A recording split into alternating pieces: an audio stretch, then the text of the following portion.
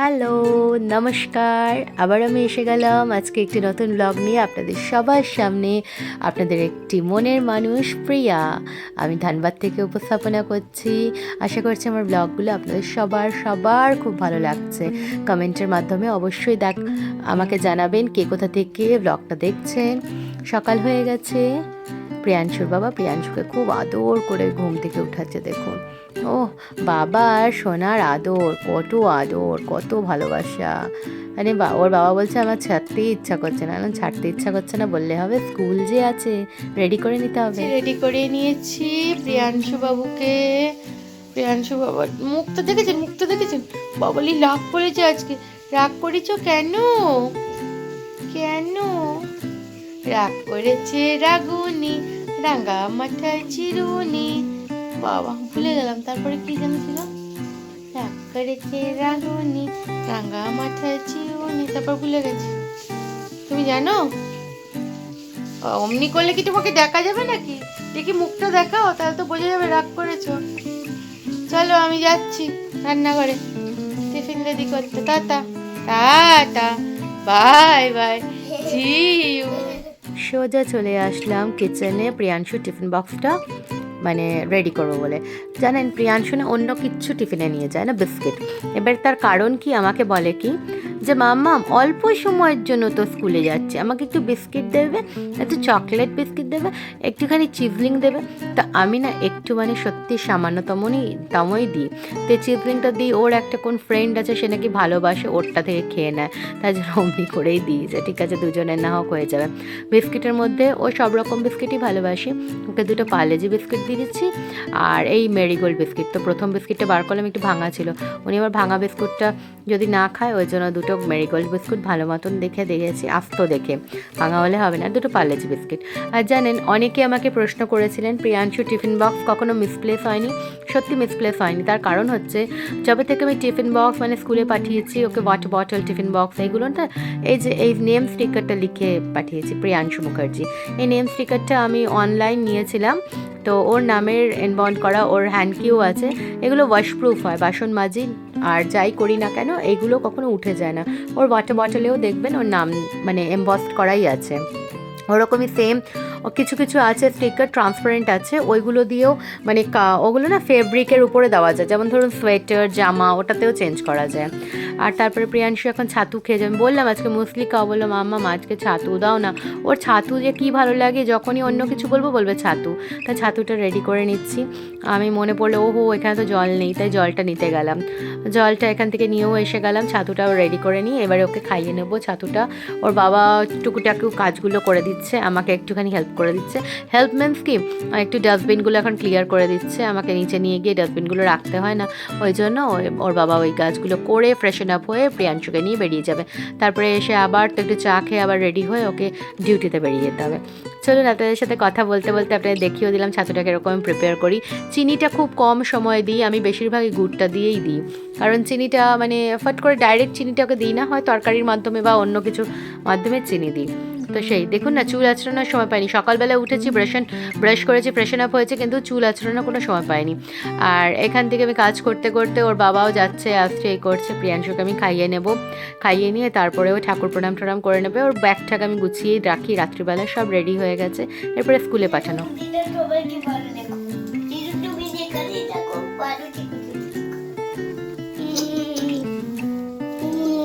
God bless you সোনা। এই নিজেকে প্রণাম, এবারে যাচ্ছে বাবার কাছে বাবাকে প্রণাম করতে। প্রণাম করে দৌড়ায়, হাম্পু দরকার নেই ওর, প্রণাম করে দৌড়ায়।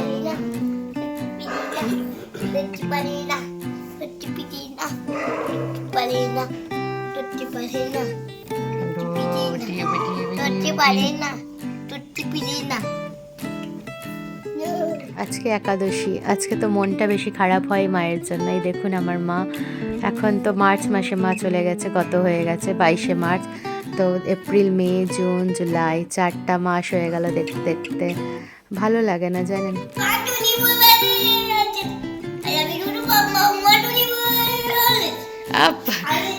টাটা সোনা, আই লাভ ইউ সোনা। সাবধানে, দুষ্টু কম হ্যাঁ মা, বেশ ভালো করে এক্সাম দেবে, বেস্ট অফ লাক। এদিকে এই তো টাটা টিটিকি টিটিকি টিটি। প্রিয়াংশু নিচে গিয়ে একটু আমাকে টাটা বলবে। এত কুচি এত কুচি এত কুচি এত কুচি এত কুচি এত কুচি। বাবলে বাবলে বাবলে বাবলে বাবলে বাবলে বাবলে বাবলে বাবলে বাবলে। এটা কি দুর্গা পুজোর ঢাক বাজছে? প্রিয়াংশুকে টাটা করে আমি ঘরে এসে গেলাম।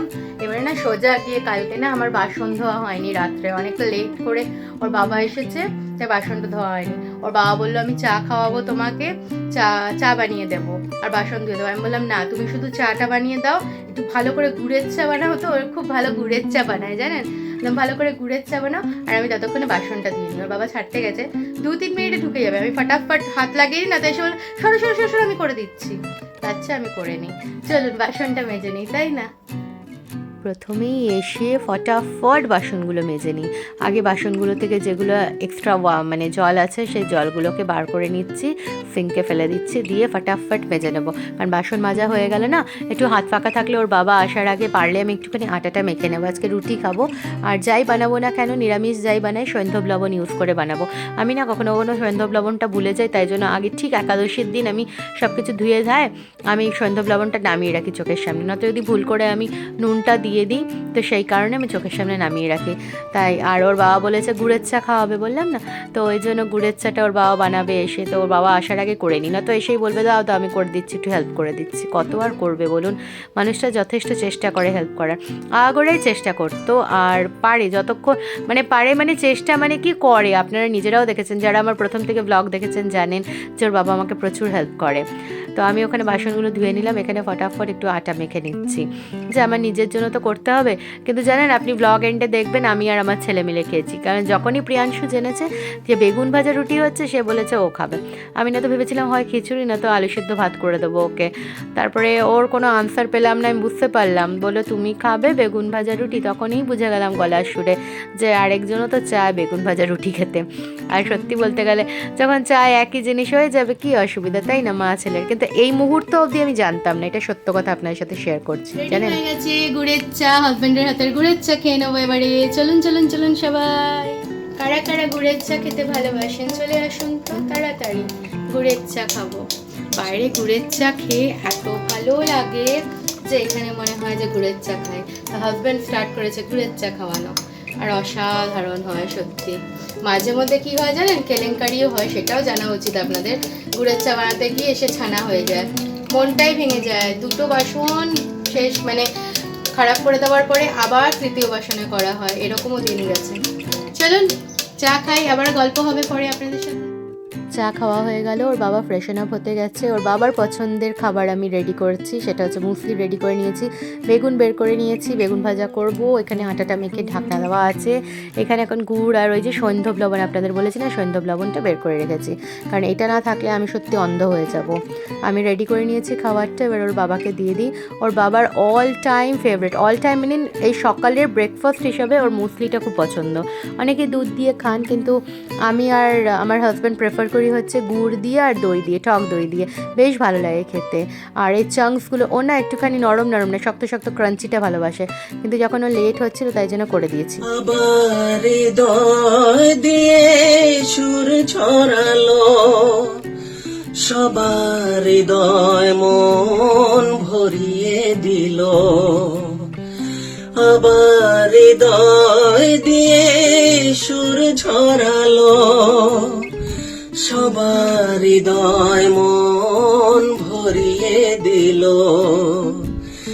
নিজেকে সবার কাছে ছড়িয়ে দিল, নিজেকে সবার কাছে ছড়িয়ে দিল।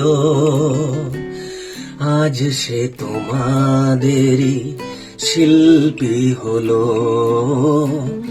আজ সে তোমাদেরই শিল্পী হলো। এক যে কিশোর ছিল হারিয়ে গেল, তোমাদের কাছে আজ ফিরে এলো, যেন সে নতুন এক জীবন পেল, আজ সে তোমাদেরই শিল্পী হলো, আজ সে তোমাদেরই শিল্পী হলো। হাজব্যান্ড বেরিয়ে যাচ্ছে ডিউটির উদ্দেশ্যে, তাই জন্য জুতো পরে নিল, বেরিয়ে গেল। আমি হাজব্যান্ডকে ওখানে ফি অফ করে এসে ডাইরেক্ট চলে গেলাম স্নানে, কারণ সকাল থেকে কাজ ব্যস্ত হয়ে গেছিলো। স্নান টান করে রেডি হয়ে গেলাম, প্রিয়াংশুকে নিতে যেতে হবে, তাই জন্য একেবারে ফ্রেশন আপ অ্যান্ড রেডি। চলুন রেডি হয়ে গেছি, এবারে বেরিয়ে পড়ি প্রিয়াংশুকে আনতে। টাইমটাও তো হয়ে গেল, 11:30 ওর ছুটি। সব কাজ এখানে মানে ঘরের কাজ কমপ্লিট হয়ে গেছে, রান্নাটা হয়নি। তো বেগুন ভাজা আর রুটি করবো আজকে। প্রিয়াংশু মানে বলছিল খাবে, দেখি তাহলে ওর জন্য ভাত বানাবো না, এবেলা রুটি আর বেগুন ভাজাই মাছ রেখে নেবো। ওবেলা ওর বাবা আসবে, ওবেলাটা ওয়েট করুন, কি হবে না হবে অবশ্যই আপনাদের সাথে শেয়ার করব। চলি তাহলে বেরোই। আর একটা ভুল ওর বাবা করেছে, সে ভুলটা কি করেছে মানে ভুল মানে ওর ভোলা মনে হয়ে গেছে। দ্বিতীয় কথা, ভোলা মনের চেয়ে বড় হচ্ছে অফিসের বারবার ফোন আসছিল, তো ও টেনশনেই মানে একটা চিন্তা, অফিসের একটা প্রেশার না, কাজের প্রেশারও ভুলে গেছে, রাতে কখনো করে না। যাই হোক কি সেটা আপনাদের এক্ষুনি বলে দেবো, একটু চলুন বাইরে, তারপরে আপনাদের বলে দেবো। চলুন আমার সাথে। বেরিয়ে পড়েছি ঘর থেকে, যাচ্ছি হেঁটে হেঁটে।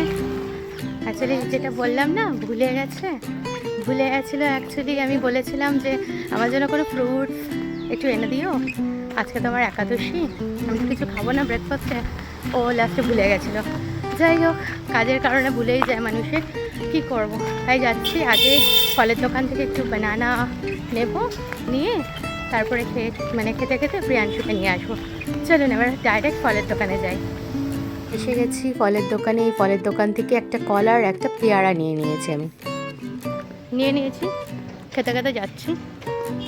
কি করব, প্রচুর খিদা পেয়েছিল, আর স্নান করে উঠলে তো খিদাটা পায়। চলুন।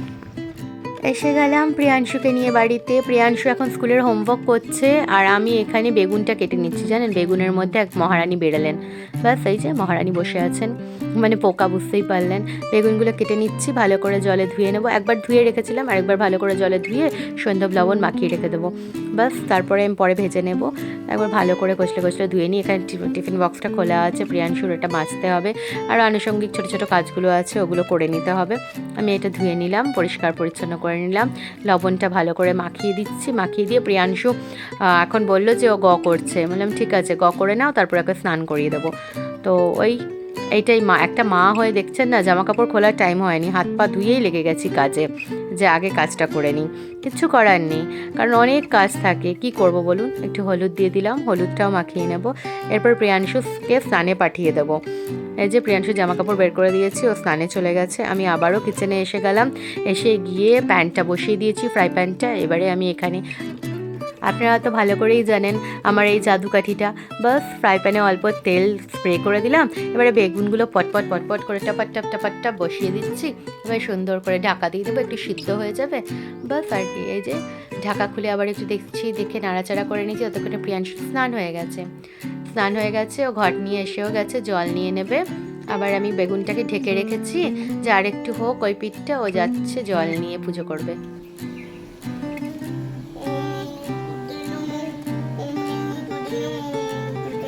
পুরো জলটা দিয়ে দেবো ভাই, সুন্দর করে গেছে। দাও, সাইডে টপটা রাখো, মানে সাইডে ঘরটা রাখো।